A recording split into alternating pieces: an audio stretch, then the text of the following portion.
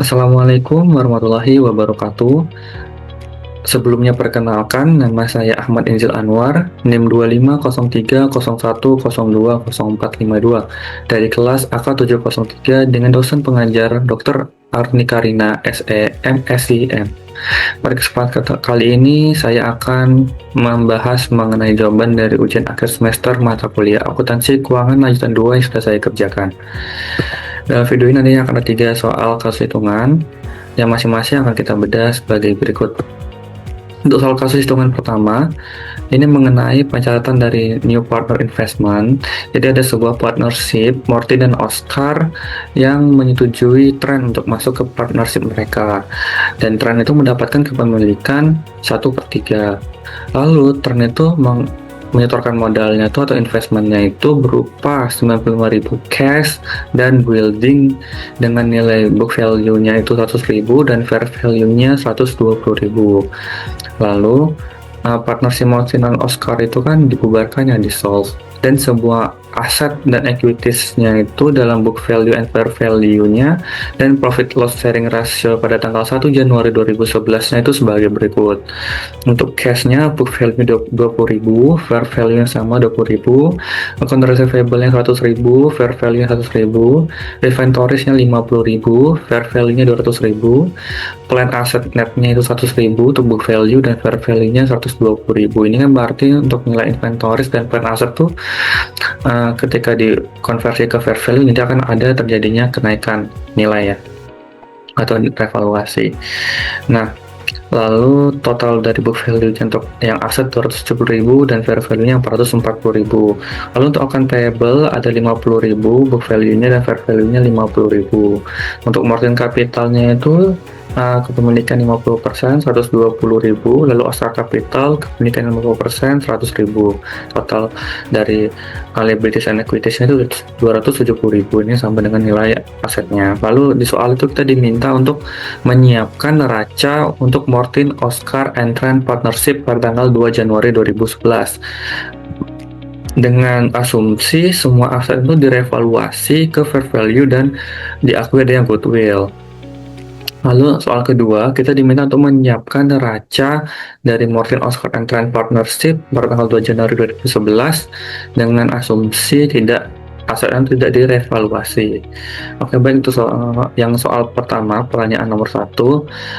Kita harus mengkonversi dulu pencatatan yang di neraca Mortin dan Oscar pada tanggal 1 Januari 2011 itu ke nilai fair value-nya. Jadi kan tadi kan kita mengetahui itu ada selisih pada inventories dan plan asset. Inventories selisihnya 150.000 dan plan asset selisihnya 20.000.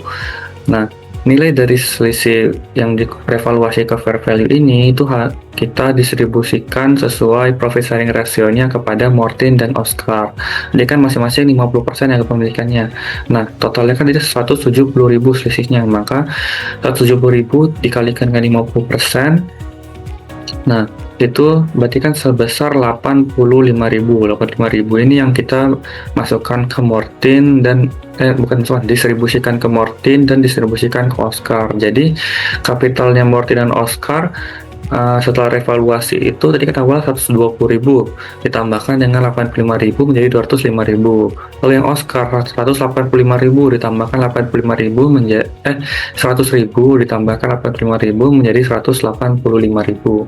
Jadi total aset dan total liabilities and equities itu sama 440.000. Lalu baru kita mencatat dari setoran modal tren pada tanggal 2 Januari 2011. Jadi tren itu menyetorkan tadi kan cash 95.000 dan building dengan fair value-nya 120.000. Karena kita merevaluasi, kita mencatat sebesar nilai fair value-nya. Berarti kan total setoran modal tren itu 215.000 dan tren itu mendapatkan kepemilikan 1/3.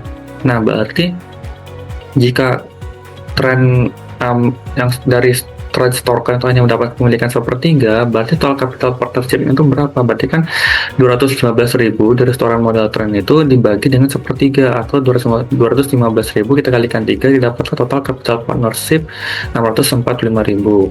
Nah, tapi jika kita jumlahkan nih tadi dari Mortin Capital setelah revaluasi dan Oscar Capital setelah revaluasi, itu dijumlahkan juga dengan yang setoran modal tren, itu hanya dapatlah nilai 605.000. Nah, ini kan berarti kan ada kelebihan setor nih dari tren. Nah, kelebihan ini sebesar 45.000 itu akan dicatat sebagai goodwill dan akan didistribusikan ke Morty dan Oscar sebesar profit sharing ratio mereka masing-masing awalnya itu 50% ya. Jadi Morty mendapatkan 20.000 dan Oscar mendapatkan tambahan modal 20.000. Lalu untuk yang neraca Mortin Oscar and Trend Partnership pada tanggal 2 Januari 2011 itu sebagai berikut. Jadi cashnya itu menjadi 115.000. Ini kan tadi nilai awalnya 25.000 ditambahin dengan setoran modal tren 95.000, lalu account receivable 100.000, inventories 200.000, plan asetnya menjadi 240.000 dari 120.000 pertama ditambahin dengan setoran modal tren 120.000 juga, lalu goodwill yang 40.000. Total asetnya menjadi 695.000. Lalu account payable-nya 50.000, Mortin capitalnya menjadi 225.000. Ini kan tadi kan dari 205.000 nih, ditambahin dengan distribusi goodwill 20.000 jadi 225.000. Lalu yang Oscar kan 185.000, dapat tambahan dari distribusi goodwill menjadi 205.000 dan tren kapitalnya itu 215.000. Jadi masing-masing itu kepemilikan itu sama ya, sebesar sepertiga. Dan di sini total liabilities and equities-nya itu sebesar 695.000, ini yang sama aset dan total liabilities and equities-nya. Untuk soal yang kedua, itu asumsinya tidak dilakukan revaluasi. Nah, jika tidak dilakukan revaluasi, maka kita menggunakan nilai historis yaitu book value dari capital partnership. Untuk Morten tadi kan modal awalnya itu kan 120.000 di tanggal 1 Januari, lalu Oscar itu 100.000 dan tren menyetorkan modal sebesar 215.000, berarti kan totalnya sebesar 435.000. Nah, tapi tren capital hanya mendapatkan sepertiga kepemilikan dari partnership, berarti sepertiga kita kalikan dengan 435.000 dapatlah 145.000. Nah, di sini berarti ada selisih nih, dari tren menyetorkan 215.000 tapi ternyata kepemilikan modal dari partnership yang didapatkan oleh tren hanya sebesar 145.000, ada selisih 70.000. Nah, 70.000 yang didistribusikan ke Mortin dan Oscar dan sesuai dengan profit sharing ratio mereka itu 50%, 50%, jadi masing-masing mendapatkan tambahan modal 35.000. Lalu untuk neracanya pada tanggal 2 Januari 2011 untuk Mortin, Oscar, and Trend Partnership, untuk cashnya kan sama, jadi menjadi 115.000 dari 20.000 ditambah 95.000, account receivable-nya 100.000, inventories-nya 50.000. Ini kan kalau tadi kan berubah karena dilakukan revaluasi ke fair value, tapi ini kan tidak dilakukan revaluasi sehingga masih 50.000. Untuk plan asetnya menjadi 220.000 dari yang awalnya 100.000, ini book value plan aset, lalu ditambahin dengan setoran dari tren 120.000 menjadi 220.000 dan total asetnya 485.000. Lalu account payable 50.000, Mortin capitalnya menjadi 155.000 dari 120.000 ditambahkan dengan 35.000, lalu Oscar capitalnya menjadi 135.000 dari awal 100.000 ditambahin 35.000 dan tren kapitalnya sebesar 145.000. Jadi total liabilities and equities-nya itu sebesar 485.000. Jadi sama nih aset dan total liabilities and equities-nya. Lalu kita akan memasuki soal kasus hitungan kedua. Ini mengenai statement of partnership liquidation. Jadi ada sebuah partnership S, Ben, Chit and Don yang dibubarkan per tanggal 5 Januari 2011 dan nilai neraca mereka per tanggal 30 Juni 2011 setelah seluruh non-cash asetnya itu dikonversi ke cash itu sebagai berikut.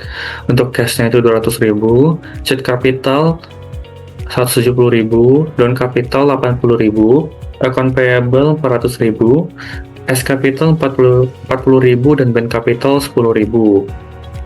Kalau informasi tambahan bahwa persentasenya ini mengindikasikan profit loss sharing ratio. Lalu personal asset and liabilities untuk setiap partner pada tanggal 30 Juni 2011 itu sebagai berikut.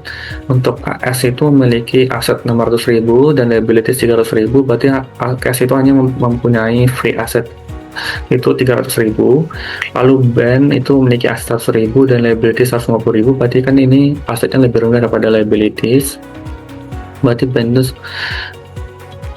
sebenarnya nggak memiliki kemampuan lagi karena asetnya lebih rendah daripada liabilities daripada utangnya. Lalu cheat itu asetnya 400.000 dan liabilitiesnya 300.000, berarti masih ada free asetnya 100.000 dan down 100.000 asetnya dan liabilitiesnya 20.000, berarti masih ada free aset 80.000. Nah, lalu S itu diketahui membayar 200.000 ke partnership dan partnership liabilities are paid on 1 Juli 2011. Jadi S itu kan tadi masih ada free asset 300.000 ya, di-storein 200.000 ke partnership, dan karena storein 200.000 kan partnership udah memiliki 200.000 cash, balik menjadi 400.000 nih cashnya, lalu digunakan untuk membayar ke account payable sebesar 400.000. Lalu pada tanggal 15 Juli 2011, CET itu membayar 100.000 ke partnership dan Don membayar 80.000. Ini sesuai kemampuan mereka. Jadi CET ada free asset 100.000 dan Don free asset 80.000. Ini mereka setorkan semuanya ke partnership. Nah, tidak ada kontribusi lagi dari CET and Don ya, karena free assetnya sudah nggak ada. Lalu CET itu kerugian dari kebangkrutan CET dibagi ke partner yang masih solvent pada tanggal 15 Juli 2011. Lalu yang cash yang tersedia itu didistribusikan ke partnership itu dan ditutup pada tanggal 31 Juli 2011. Nah, di sini kita buatkan statement of partnership liquidation-nya dari periode 30 Juni sampai 31 Juli 2011 untuk S-Band and CET and Don partnership. Jadi saldo pada tanggal 30 Juni 2011, saldo sebelum liquidation kita ketahui cashnya 200.000, ada account payable 400.000, CET capital 170.000, Don capital 80.000, ini minus ya CET sama Don ya. Lalu S capital 40.000, Band capital 10.000. Nah, lalu pada tanggal 1 Juli 2011, S itu store modal 200.000, berarti kan menambah cash 200.000 dan menambah S capital 200.000, berarti cashnya menjadi 400.000 dan S capital menjadi 240.000. Lalu pada tanggal 1 Juli juga partnership membayar hutang mereka, berarti cashnya berkurang 400.000 dan account payable-nya juga berkurang 400.000, sehingga cashnya 0, account payable-nya juga 0. Lalu pada tanggal 15 Juli, CET dan Don itu setor modal. CET setor 100.000 dan Don setor 80.000, berarti kan menambah cash tuh. Lalu juga menambah CET capital 100.000 dan menambah Don capital 80.000, berarti cashnya menjadi 180.000, utangnya udah nggak ada, CET capitalnya menjadi minus 70.000, Don capitalnya udah 0, S capitalnya menjadi 240.000, dan Band capitalnya masih 110.000. Lalu diketahui juga bahwa CET itu mengalami insolvensi. Nah, kerugiannya ini harus ditanggung oleh partner yang masih solvent. Jadi ketahui partner solvent itu ada S dan Band. Nah, pembagian loss-nya itu gimana? Itu berdasarkan profit sharing ratio ini 50% dan 20%, berarti total 70% nih. Berarti untuk S itu 50% dibagi 70% dikalikan 70.000 dapatlah 50.000, dan Band capital sama 20% dibagi 70% dikalikan 70.000 dapatlah 20.000. Berarti total cashnya menjadi 180.000, account payable 0, CET capital jadi 0, dan capital jadi 0, S capital menjadi sisa 190.000, dan bandnya malah menjadi selisih 10.000. Nah, berarti ada loss lagi nih dari insolvency band, karena band kan memiliki kemampuan aja tadi. Jadi tadi kan asetnya udah lebih kecil daripada liabilities, berarti dia nggak mungkin setor, berarti akan kerugian ini akan ditanggung oleh S sebagai partner yang masih solvent. Jadi 10.000-nya ditanggung oleh S, sehingga cashnya menjadi 180.000, dan payable ada 0, CET capital 0, dan capital 0, dan S capitalnya menjadi 180.000, dan Band capitalnya juga ada 0. Lalu pada tanggal 31 Juli itu cash yang tersedia itu didistribusikan, berarti kan hanya didistribusikan ke S selaku capital yang masih ada. Jadi cash yang dikurangin 180.000 dan S capitalnya juga dikurangin 180.000, sehingga pada tanggal 31 Juli 2011 lalu akan tutup buku itu saldo setelah likuidasinya menjadi 0 semua. Lalu soal ketiga yaitu mengenai segmen reporting worksheet and schedule. Jadi ada sebuah West Corporation yang mencatat laporan konsolidasi ya, untuk salesnya itu 810.000, lalu ada income before tax setelah konsolidasi itu 128.000, dan total asetnya itu 1.200.000. Lalu juga diketahui data dari 4 divisi operating dari West Operation, yaitu ada divisi A, divisi B, divisi C, dan divisi D. Nah, untuk masing-masing informasi diketahui, ada sales to outsider, nih penjual kepada pihak yang tidak memiliki affiliate atau kepada pihak luar, itu A 280.000, B 130.000, C 340.000, dan D 60.000. Lalu ada intersegment sales, jadi ada penjual antar segmen, itu Division A 60.000, Division C 18.000, dan D 12.000. Lalu ada traceable cost untuk A 245.000, B 90.000, C 290.000, dan D 82.000. Lalu ada aset pada Division A 400.000, Division B 105.000, Division C 500.000, dan Division D 75.000. Lalu intersegment sales itu dicatat at cost, jadi catat at cost-nya. Lalu semua barang itu dijual kepada yang tidak berafiliasi. Lalu ada cost dari joint production yang dialokasikan kepada setiap divisi itu berdasarkan total sales-nya. Lalu juga ada cost dari joint operation ini, yaitu sebesar 45.000. Lalu The Company Corporate Center juga mempunyai General Corporate Expense sebesar 20.000, dan aset yang tidak digunakan dalam ini ya, mengambil keputusan dari operating segment itu sebesar 120.000. Lalu pertanyaannya, kita diminta untuk menyiapkan segmental disclosure worksheet for the company, dan yang kedua kita diminta untuk menyiapkan schedule yang menunjukkan mana segmen yang akan dilaporkan. Berdasarkan informasi dari soal tadi, kita buatkan segmen reporting worksheet and schedule. Ada operating segmennya itu A, B, C, D, ada corporate admin, ada combined-nya untuk penjumlahannya, load intersegment elimination, jadi yang transaksi antar segmen itu harus dieliminasi di laporan konsolidasinya. Dan ada hasil konsolidasinya. Jadi kan ada sales to outsider, A itu 280.000, B 130.000, C 340.000, dan D 60.000. Berarti kan totalnya 810.000. Nah, ini semua dimasukkan ke laporan konsolidasi sebesar 810.000. Lalu ada intersegment sales, A 60.000, C 18.000, D 20.000. Jadi totalnya sebesar 90.000. Nah, intersegment sales ini harus dieliminasi, nggak boleh masuk ke laporan konsolidasinya. Jadi total revenue-nya A itu 340.000, yang B 130.000, C 358.000, dan D 72.000. Berarti kan total dari revenue-nya itu 900.000 dikurangin dengan intersegment elimination-nya di 90.000, berarti yang dilaporkan dalam lapor konsolidasi revenue-nya hanya 810.000. Lalu dari sisi operating cost, ada traceable cost untuk yang A 245.000, B 90.000, C 290.000, dan D 82.000, totalnya 707.000. Nah, di cost ini tadi di soal dibilang bahwa intersegment sales itu dicatat menggunakan harga cost. Nah, berarti jika ada intersegment sales, maka otomatis juga ada cost-nya, juga ada biayanya. Nah, biayanya itu harus dikurangkan juga, karena kan di antar segmen harus dikeluarkan di laporan konsolidasi. Jadi nilai cost yang tertras itu 707.000 ini harus dikurangin dengan cost dari intersegment, yaitu 90.000. Jadi traceable cost-nya yang di laporan konsolidasi hanya 617.000. Lalu ada joint cost. Nah, tadi joint cost 45.000 ini, joint cost 4.000. Nah, ini harus dialokasikan kepada setiap divisi atau segmen. Cara mengalokasikannya itu jadi kan di soal dibilang dengan berdasarkan total sales.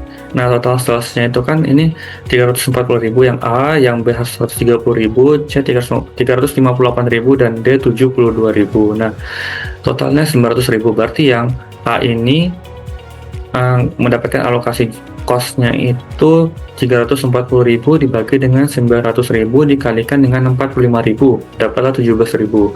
Yang B sama 130 dibagi 900 dikalikan 45.000, dapat 6.500. Yang C 358.000 dibagi 900.000 dikalikan 45.000, dapat 17.900. Dan yang D 72.000 dibagi 900.000 dikalikan 45.000, dapat 3.600.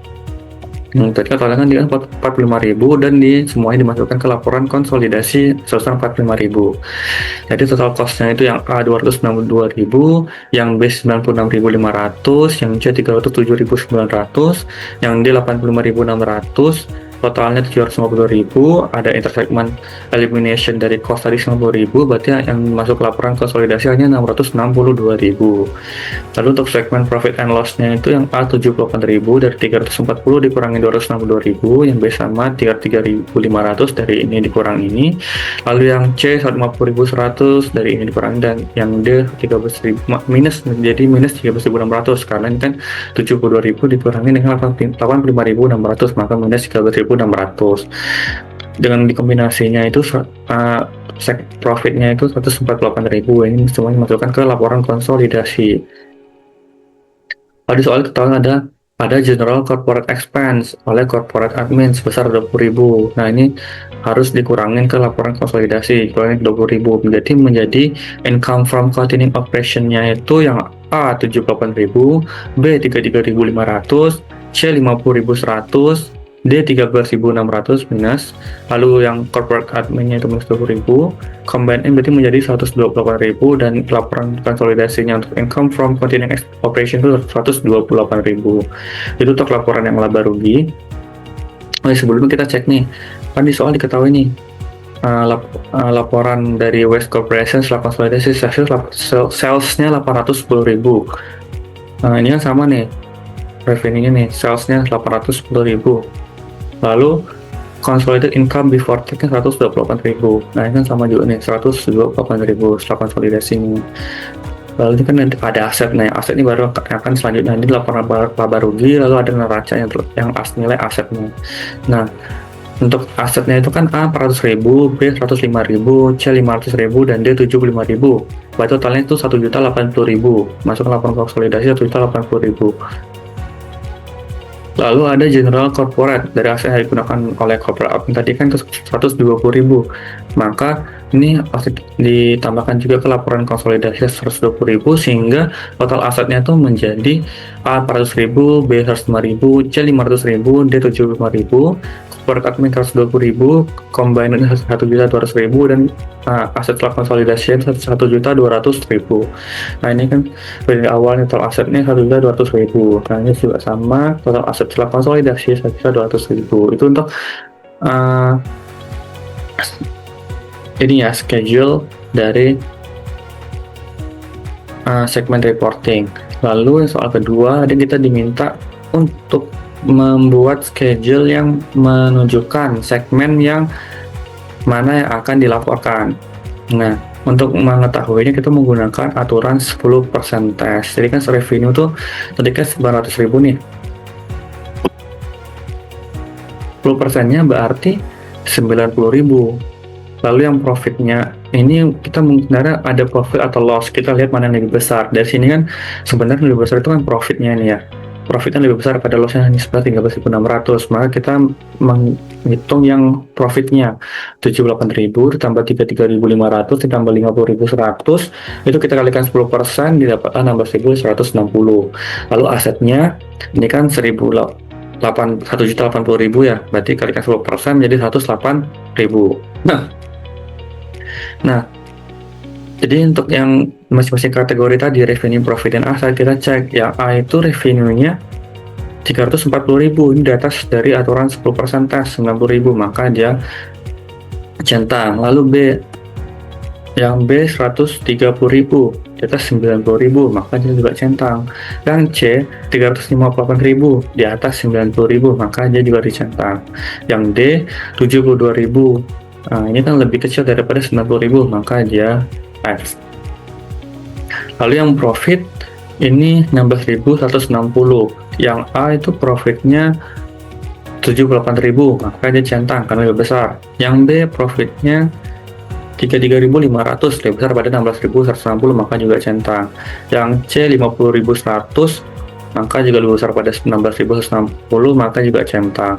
Dan yang D, jadi ini kan loss 13.600, tambah dia lebih kecil daripada 16.160, maka jadi di X atau tidak dilaporkan. Lalu yang asetnya, dari sisi aset, yang A itu asetnya itu 400.000, ini kan lebih besar daripada 108.000, maka aja centang. Yang B 105.000, ini lebih kecil dari 108.000, maka aja X. Yang C 500.000, lebih besar daripada 108.000, maka dia centang. Dan yang D 75.000, lebih kecil daripada 108.000, maka dia X. Nah, untuk mengetahui segmen mana yang wajib dilaporkan atau yang harus dilaporkan, itu minimal ada satu aja di kategori revenue, profit, dan aset itu yang dicentang. Jadi jika ada satu aja yang dicentang masuk kategori itu, maka dia wajib dilaporkan. Jadi berdasarkan informasi dari aturan 10% tes, maka segmen yang wajib dilaporkan itu segmen A, B, dan C. Itu.